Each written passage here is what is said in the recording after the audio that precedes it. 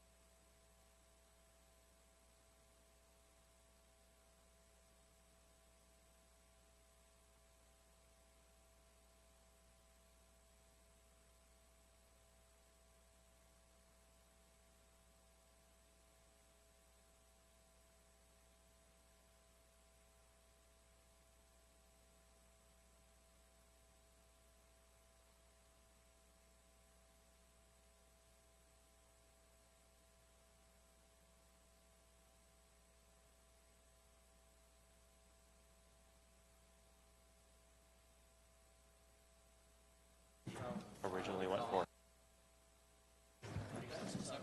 I like it. Thank you, sir. I'm not sure if Thanks. red means on, or I'm assuming it means That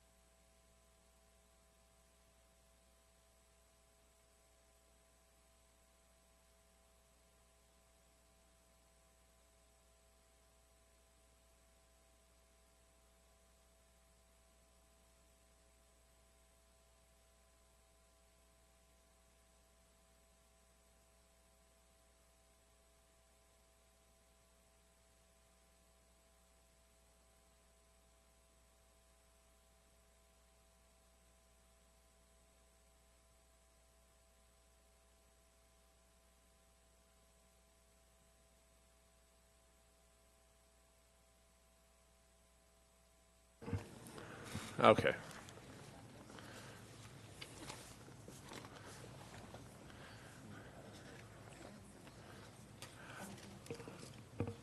Morning, Bella. We've been waiting for you. All right, let's go ahead and get started. We'll call the meeting to order at 9 a.m. and we'll start with a salute to the flag. So if everybody would join me in saluting the flag. Pledge allegiance to the flag of the United States of America, and to the republic for which it stands, one nation, under God, indivisible, with liberty and justice for all. All right, let's go ahead and do roll call.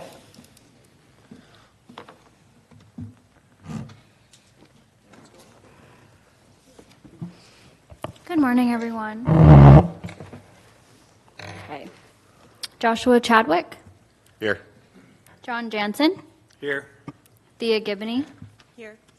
David Pisanotti, Here. Caesar Javaharian, Here. Christina Miller. Here. We have a quorum. We can proceed. All right, thank you.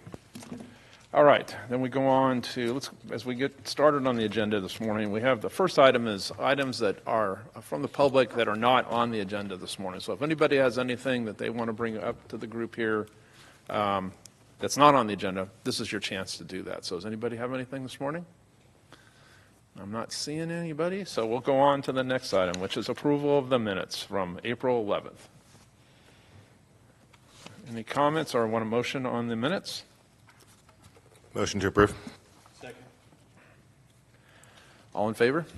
Aye. Aye. Okay. Then we will now move on to approval of this morning's agenda. A motion on that? Move to approve. Second. Okay. All in favor? Aye. All right, then we'll go ahead and move into our report section, and we'll start with the SEMSC Medical Director's Report. Good morning. For this quarter, this report will be relatively brief. We've continued to work on our protocols, including kind of standardizing and simplifying, especially combining BLS and ALS protocols into one document to improve better flow of care. If you remember last time, we spoke about sepsis, cardiac arrest, and the special procedures that we had put in place for an epinephrine drip. We also spoke about the local optional scope of practice that we have for interfacility transports, as well as our transition for our supraglottic device to the iGel. We've kind of continued that work this quarter. We've focused now on trauma. Our trauma section is a little bit messy, to be totally honest. And so we've focused on standardizing both the nomenclature as well as the flow of protocols that we have there. So the ones that we have, we've worked on and are actually out for comment now are T1, which is our general trauma protocol. And then we have two new special procedures protocols. We've really been working on kind of making our special procedure section more robust and easier to follow. So we have two new protocols there. One is S2 on wound packing, and the other one is S3 on tourniquet use.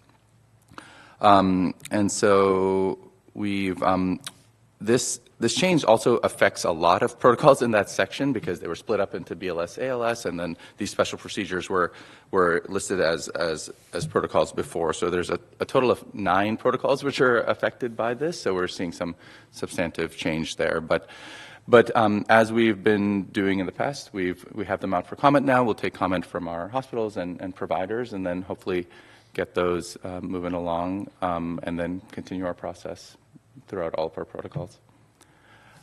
We don't have any disciplinary action that came into effect this quarter. Yeah, I think that's it from my side. Thank you.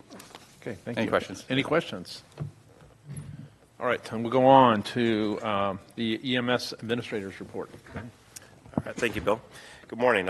First, we'd like to acknowledge that Karen Ariola came after her maternity leave, and she actually got a position with the state. So you will see Isabella here taking on her role again, so I definitely want to thank that. And also, if you know anybody, we are hiring office administrator. It should be live on our website, so I just wanted to kind of give a shout out to that. Also, a new face for the EMS team would be Brenda Melendez. She's in the room in the back. She's been really helping us out from public health. It's above and beyond her job, but she's taken it on and she's helping us where we have a lot of holes from our opening from Karen's position. So just wanted to say thank you.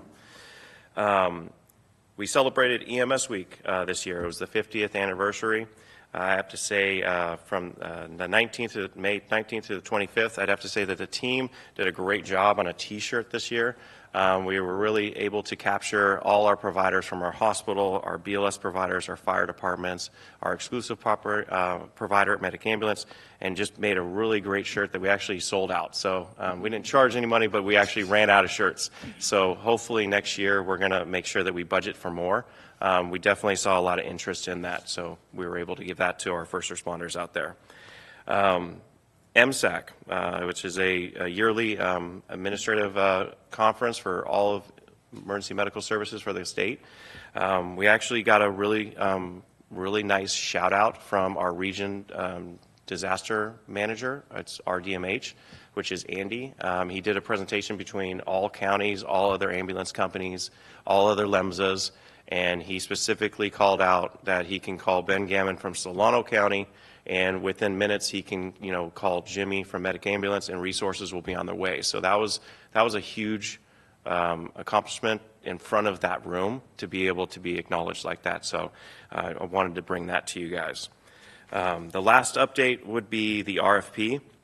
Healthcare strategist and myself, I believe we're talking weekly. We're working through that, and I'll do an RFP update here on the agenda item next. All right, thanks. Any questions for Ben? All right, then we'll go on to Medic Ambulance Operators Report. Jimmy. Good morning. Not too much to report, except I know last meeting I brought up that June 1st was our 45th anniversary, so we're still here. We made it. And as Ben brought up EMS Week, obviously that was a great week to honor our employees and do lots of fun stuff and giveaways.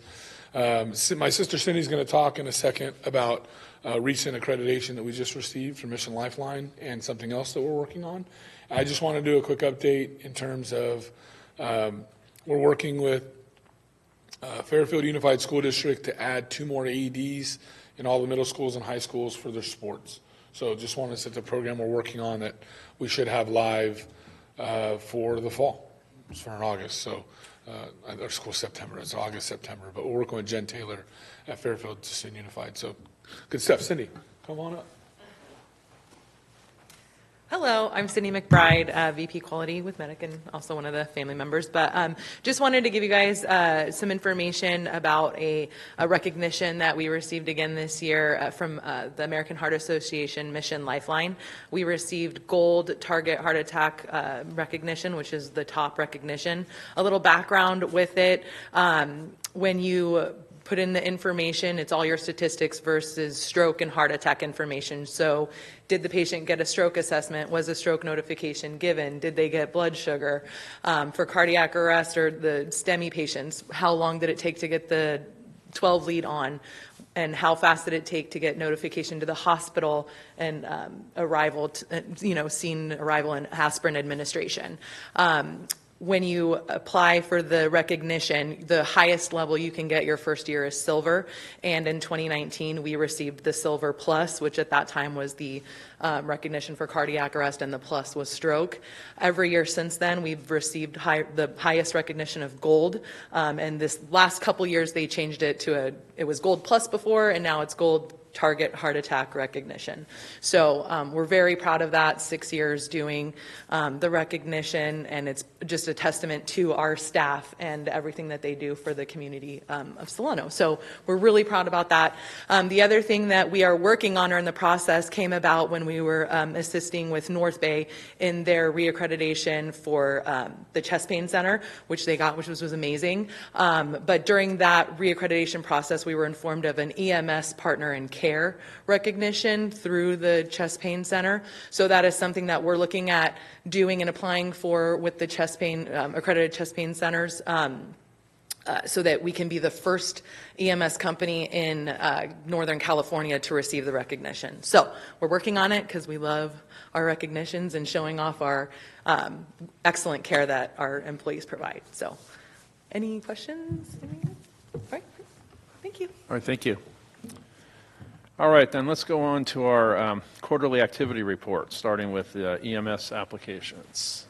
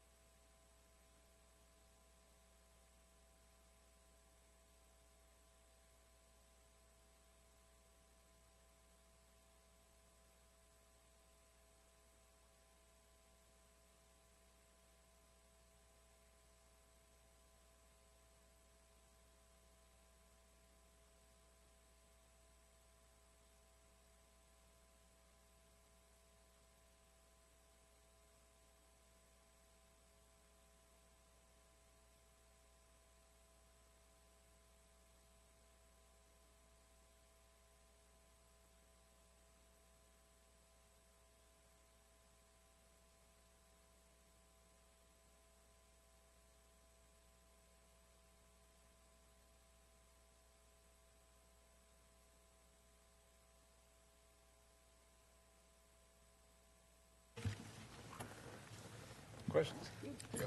I had a quick question. First of all, nice presentation. Thank you. I like going quick like that. Could you go back to 38? It's,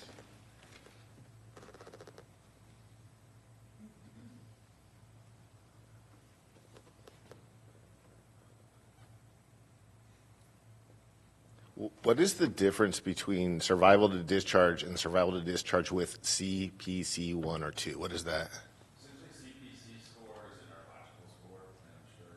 Yeah, no worries, yeah. So there's been like kind of a trend kind of nationally over the last several decades to like not only promote survival, but promote good survival, like survival with good neurologic outcome. So CPC stands for Cerebral Performance Category. It's basically 1 to 5, with 1 being you wouldn't know that there was anything different. They can do all of their activities of daily living, they can work, and 5 essentially being coma.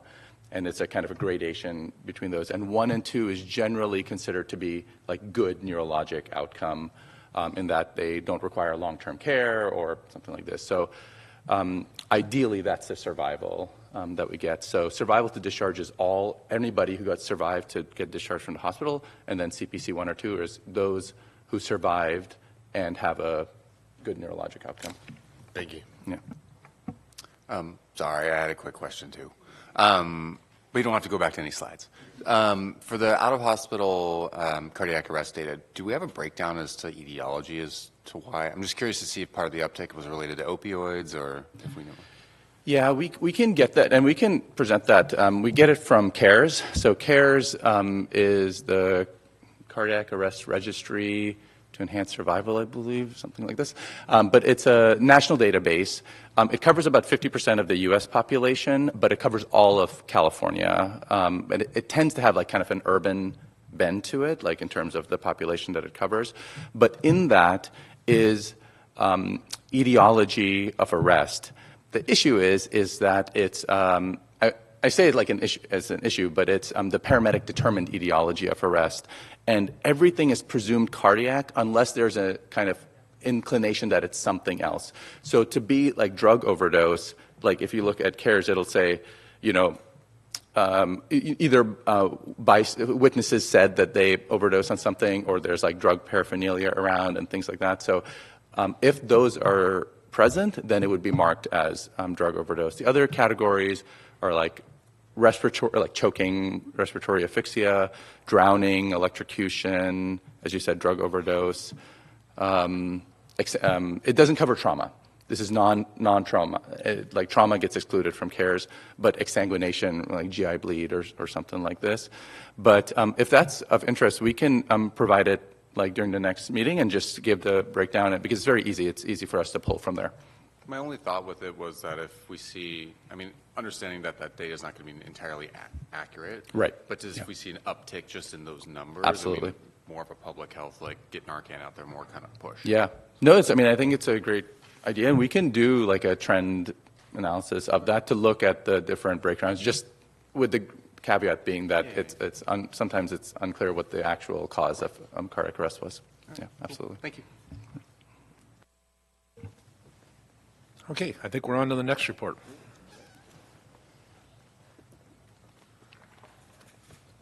EMS general data. Anything else? Nope. Well, we can continue through to items of the public. For Okay, we're going to that now. Okay, so you don't have any more reports. Okay, so we'll go to items in the public, and this is for the item that's on the agenda, which is progress update on the exclusive operating area request for proposals and timeline presentation. So if you have comments on that, this will be the time to provide them. Any comments out there? Otherwise, I'll turn it over to Ben and he can do the presentation. Scott, can you bring up the slide? Yes. So our original plan, our original timeline from the past, I don't know, about 1.5 to 2 years, we've really been strict on a timeline. Once working with healthcare strategists and contacting the state and going through our county procurement departments and seeing that there's excessive delays that we didn't account for. especially with holidays coming up, and not giving adequate time for vendors to actually bid. So this new timeline, which I'm proposing, really gives us enough time to go through the process correctly. Now, if RFP right now, between healthcare strategists and myself, this is with legal right now, we're finalizing it to become a draft for your approval.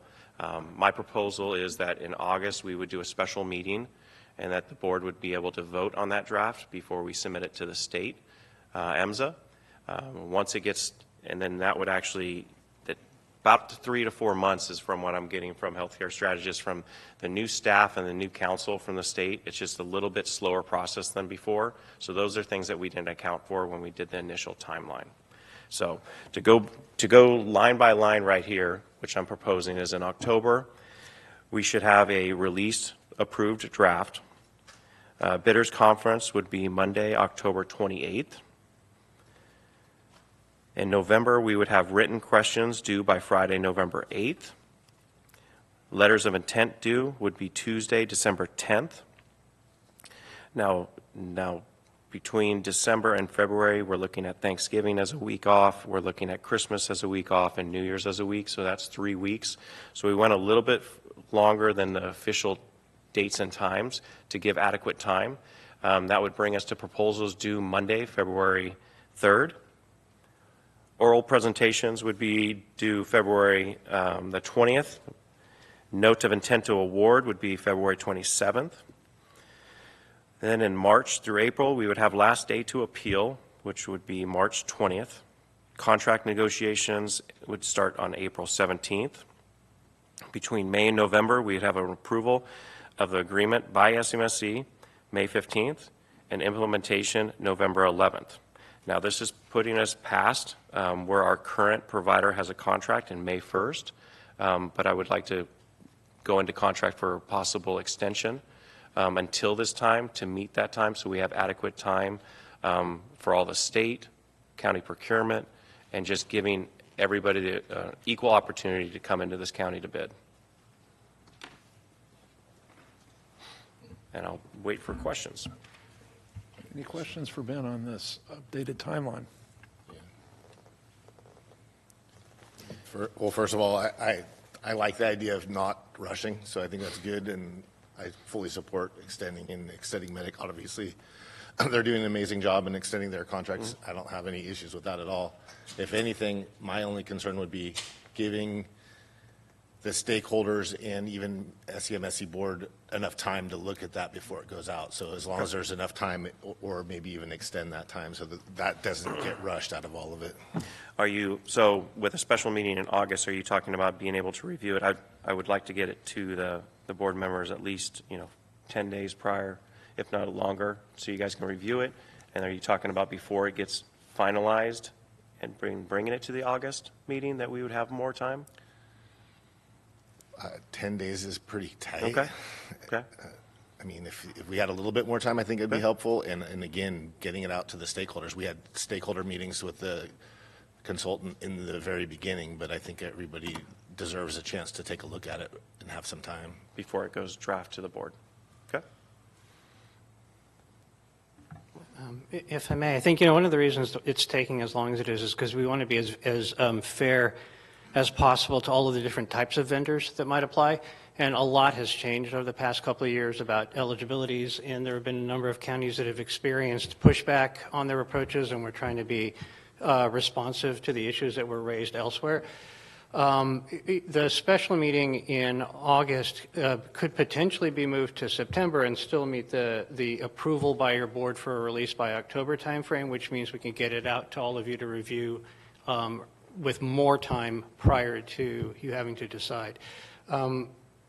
County Council, sorry, I apologize. The board, SCMSC's board is going to approve the content of the RFP, and then it has to be approved by EMSA, right? And so are there other steps of approval required by SCMSC? I mean, the final award, I imagine, needs to be ratified, right? That's correct, yes, but also there's going to be a policy that I've talked to Ben about drafting that, which would go along with the resolution that the SEMSC board would be approving. Okay. So that, I think, needs to happen first as a preliminary step, so that's what I Okay, suggest so working could on first. it possible for that to be done at the same time as the RFP is approved, or do you want it even before that? My recommendation is to do it before. Okay. So if we have a special meeting in August, it would be to approve the policy. Correct. The RFP itself, we could have a meeting in September. Sure. And still meet the timeline and give more time to you and to the community to review the content before you consider it final. And the policy itself is what would be open for for public comment. Okay. Okay, that makes sense. It's just a recommendation for your consideration.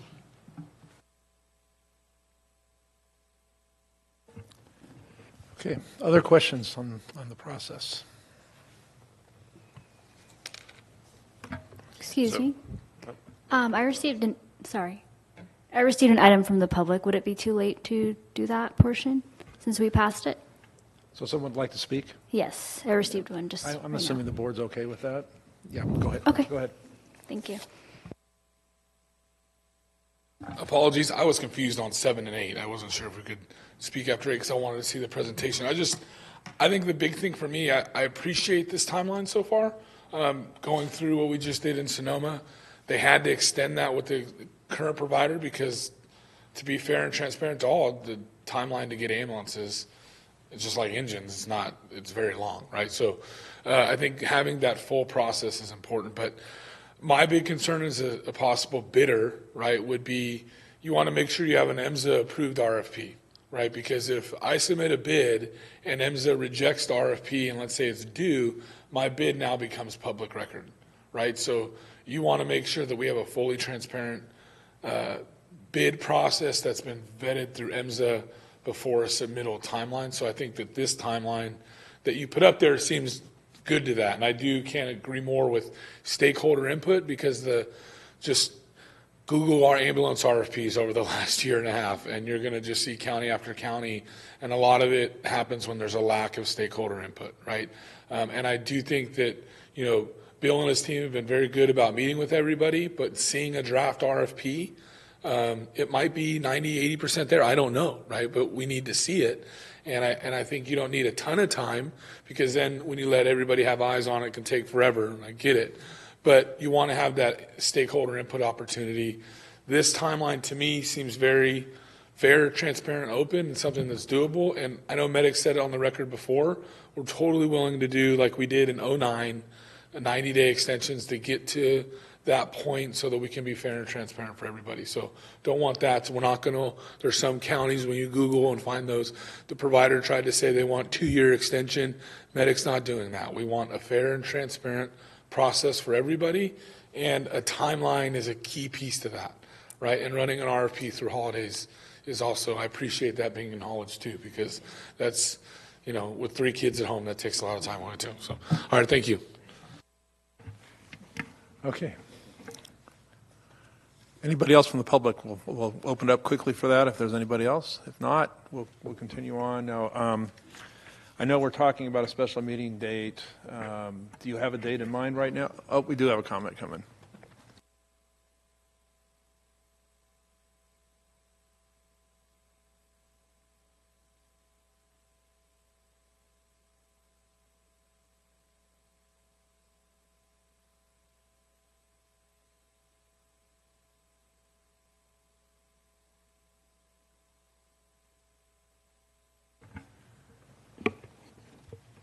So Ben, do we have a date in mind right now, or are we just going to get back to the? I would suggest that I work with my staff and maybe send out a survey to the board and seeing what available days, if that would be the best for you guys, and then we'll do that for both months, for August and September. Okay. Okay. Okay. All right. Well, I think that covers that item. So we're now at the point of board member comments. I have no comments. Does anybody on the board have comments for today? If not, then we will adjourn the meeting for this week, and we'll move on. Thank you.